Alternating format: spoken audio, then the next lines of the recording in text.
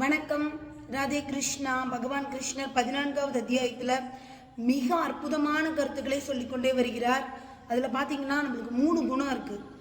சத்வா, ரஜஸ், தமோன்னு சொல்லுவோம். சத்வாவில் இருக்கிறவன் எப்போவுமே புத்திசாலித்தனமாக ஆக்டிவாக இருப்பான், சுறுசுறுப்பாக இருப்பான். ரஜோவில் இருக்கிறவனும் பார்த்தீங்கன்னா எப்போ பார்த்தாலும் ஒரு பதட்டமாக இருக்கிறது, ரொம்ப ஆக்டிவாக சுறுசுறுப்பாக ஓவர் வேலை செய்கிறது. அவன் ரஜோவில் இருக்கிறவன். அது மாதிரி தமோவில் இருக்கிறவன் அப்படியே ரஜோவுக்கு ஆப்போசிட்டில் இருப்பான். எப்படின்னா யோசிக்க மாட்டான், செயல்படவே மாட்டான், அப்படியே என்ன பார்த்தாலும் தூங்கிட்டே இருக்கிறது, என்ன பார்த்தாலும் சோம்பலாக இருக்குதுன்னு சொல்கிறது.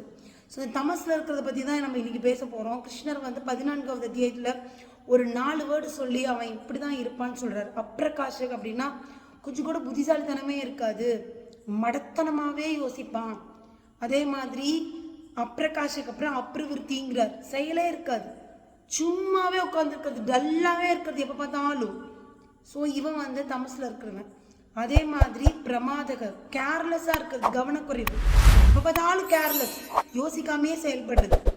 ஸோ அடுத்தது மோககம். மோகம் அப்படிங்கிற வேர்டுக்கு என்ன ஆன்சர் அப்படின்னா, ஒரு ஒரு பொருளுக்கு எவ்வளோ மதிப்பு கொடுக்கணுமோ அதை தாண்டி நீ ஒரு மதிப்பு கொடுத்துட்டேன்னா அதுக்கு பேர் மோகம். அவ்வளோதான் அதுக்கு மதிப்பு. நீ ஓவராக வேல்யூ பண்ணுறது அந்த பொருளையோ மனிதரையோ. ஸோ இதெல்லாம் தமஸில் இருக்கிறவன் பண்ணுவான். ஸோ நான் தமஸில் தான் இருப்பேன், என்ன பண்ணுவீங்க மேம் அப்படின்னு சொல்லி கேட்டால் கிருஷ்ணர் சொல்கிறார், தமசி மூட யோனிஷு ஜாயத்தை. அவ்வளோதான், முடிஞ்சிருச்சு.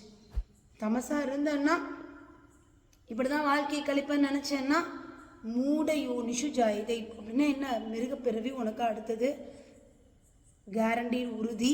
அதனால் இப்போவே திருத்திக்கோ, மாற்றிக்கோ அப்படின்னு சொல்லி கிருஷ்ணர் சொல்கிறாரு.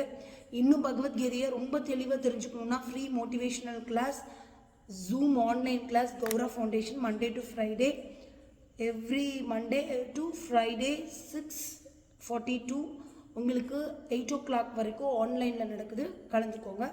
நன்றி.